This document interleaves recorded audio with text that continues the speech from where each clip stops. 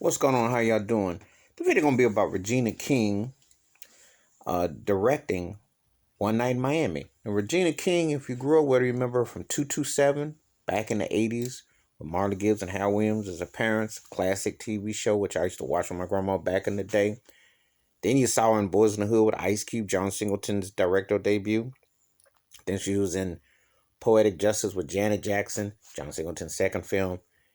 Tupac, Janet Jackson, and Guy Torrey. I gotta get it right. And she also did Friday with Ice Cube, Chris Tucker. Remember that classic one? She's been in all kinds of movies. Jerry Maguire played Cuba Gooding's wife. She's been in a lot, and she won an Academy Award. She's been, because I keep count. Successful with TV, drama. She's versatile. But anyway, this film deals with a fictional story. It's on Amazon Prime. The night before, then Cassius Clay, who became Muhammad Ali, fought Sonny Liston to win the World Heavyweight Championship. It was Muhammad Ali, Jim Brown, Sam Cooke, Malcolm X. Four powerful soul brothers, all congregating in Miami. Muhammad Ali will always be the greatest to me. That man endured a lot.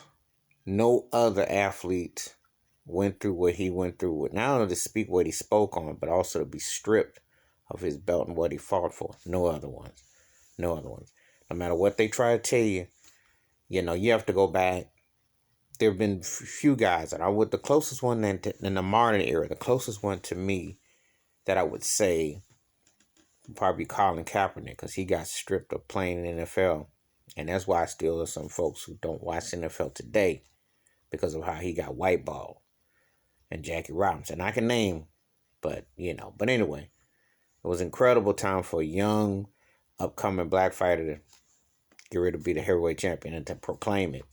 In a very segregated, openly segregated, because there's a scene in there with Jim Brown and one of the white guys in the scene of the movie.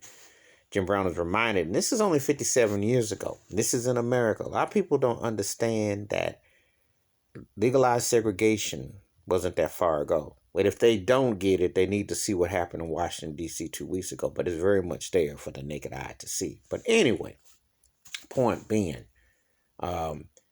64 Civil Rights Act, which Dr. King had a big hand in. 65 with the passage of voting rights. And then 67 for interracial marriages and relationships, which was considered a felony. So even though the founding forefathers and a lot of the so-called people had relationships and et cetera, but it was considered against the law. Think about, do your history. But anyway, Jim Brown, one of the greatest football players ever, one of the greatest running backs ever, and a civil rights spokesperson who spoke out on a lot of issues, did Hollywood, etc., featured. Sam Cooke, who was very close to Muhammad Ali. Sam Cooke, one of the most influential artists ever, singer-songwriters, publishing, etc. This was very compelling. Sam Cooke and Ali, and they still waiting for Sam Cooke's story to come out. It should, but I think you got a better chance of getting R. Kelly's life story before you get Sam Cooke's, and I don't think either's gonna come out because of circumstances, but still, there's a lot of yellow tape and green tape. And when you see a crime scene, you know what yellow tape means, and green tape means about money. I ain't got to explain nothing. You know what's up. And of course, Malcolm X and Lahaj Shabazz, one of the most inspiring African-American orators, civil rights leaders, and spoke the truth. And you saw,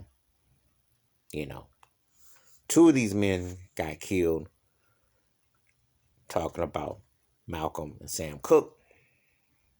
Jim Brown, he kept a career and he still is alive and well. Muhammad Ali passed away 5 years ago, hard to believe. But you saw the takedown was real. But anyway, this is a fictional account of what it was like that night before. And it's thought-provoking and a must-see to at least see the direction. And I applaud Regina King. The Soul Sister deserves much respect for putting this forth because it's a story that hasn't been told. And four prominent African-American men who were coming together in different ways, but all for the same cause. This is this ain't even close to a Million Man March. 4-man march here, but of social justice in the fight. Because Sam Cooke was fighting it through his music and his rights as an artist. Muhammad Ali was fighting it through his rights as an athlete, boxing, and all around, and had to take on the powers that be. Malcolm X was fighting it all the way around against all sides who did not want to hear him speak on anything. And Jim Brown, as an NFL football player and who went on to become an actor and quit the NFL and got into acting and so on and had a successful career. Again, this was very compelling, and I applaud Regina King. So if you get a chance, check out One Night in Miami. These kind of stories need to be just wonder what if, because it's important for the culture and for people to understand this is history, Black history, and the impact. Who says that you can't do something like this now? Who says you can't?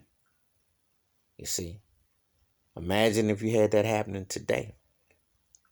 You see a dialogue between LeBron James, Steph Curry, and President Obama. Imagine if you had Floyd Money Mayweather come along on board, and you put something down together. I can't really say who's an R&B singer equivalent that openly today would do what Sam Cooke was about, but I'll say that there should be. There should be. Anyway, give me your thoughts and takes about the Regina King's respected Regina King for bringing this movie forth. Hit that like and subscribe. Plan me if you plan on watching it and what's your thoughts on these four men and their impact on society. Hit that like and subscribe. Wash your hands. Keep your mind clear. Watch out for one another. And 1964 wasn't that far ago. And when you think about what happened 2 weeks ago in D.C., that's a reminder. I'm out. Peace.